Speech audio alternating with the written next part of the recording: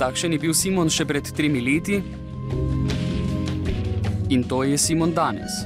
Že od otroštva je bil fant s prekomerno telesno težo in najtežji v razredu. V bistvu sem že od malega, zelo rad sem se prenajedal z sladkarijami, zelo rad sem se... Splošno, bil sem dober jedec, po domače rečeno. Seveda pa me noben ni brzdal pri tem, nažalost.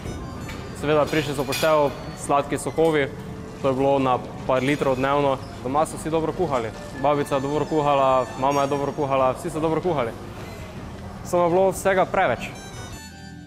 Svoje debelosti se je vedno zavedal in bil je sprijaznjen s tem, da v življenju ne bo nikoli suh.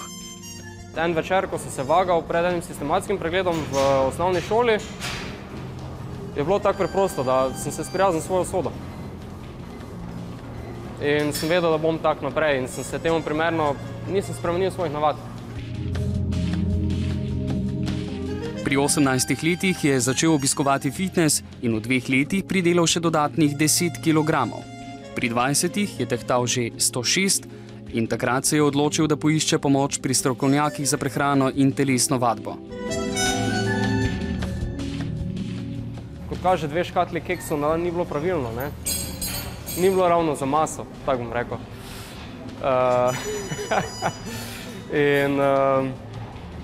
In dejansko sem potem počasi začel zgubljati težo, sem prilezel na tam 92-94 kilogramov. Pa sem takrat, komaj je troflo, ko sem še vedno, tudi po tem, ko sem jaz zgubil 10 kilogramov, pa sem še vedno bil debel. Pa sem takrat komaj videl, zdaj moram jaz nekaj več spremeniti, nekaj bolj resno se lotiti zadeve. Kot študent se je odpravil na delo v tujino, kjer je fizično delal tudi po 12 ur na dan. V bistvu šel sem na teren z 96-98 kg in prišel sem nazaj z 74. Prvi komentar je bil od babice, da me je čist dol pobralo, da imam tako ozek pas, da ne more verjeti. Sprememba je bila tako velika, da so ga prepoznali le redki. Tudi na fitnessu, kjer se je družil s 40 ljudmi, ga je prepoznala le peščica. Tisti dan mi je samo en človek prišel čestitati. To je bilo najbolj smešno.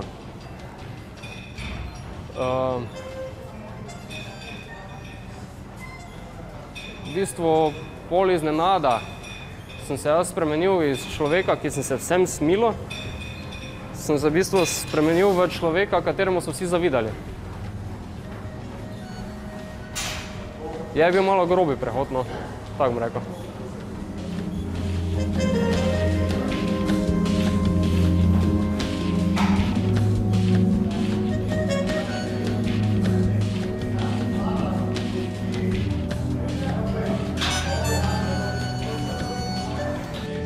Njegov cilj je bil imeti normalno postavo, biti kot vsi drugi.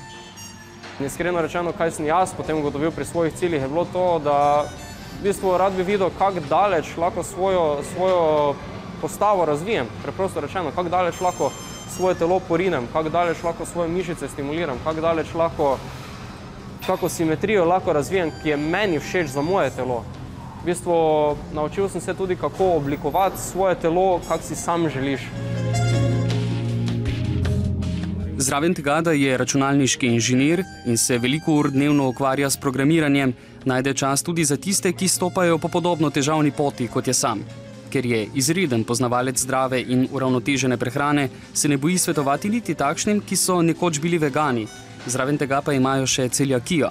Evelin, ki jo spremlja že dobro leto dni, je izgubila kar 20 kilogramov. Moram reči, da imam več samozavesti, bolj sem pozitivna, odprta, lažje komuniciram z drugimi, res dobro se počutim.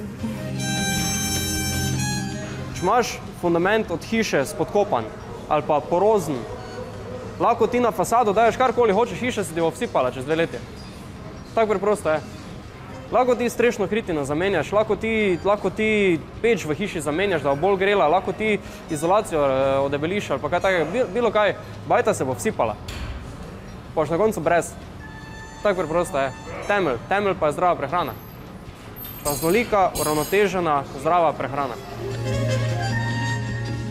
Simon je po naravi natančen in zahteven fant. Vprašanje pa je, če bo kdaj popolnoma zadovoljen s svojim telesom.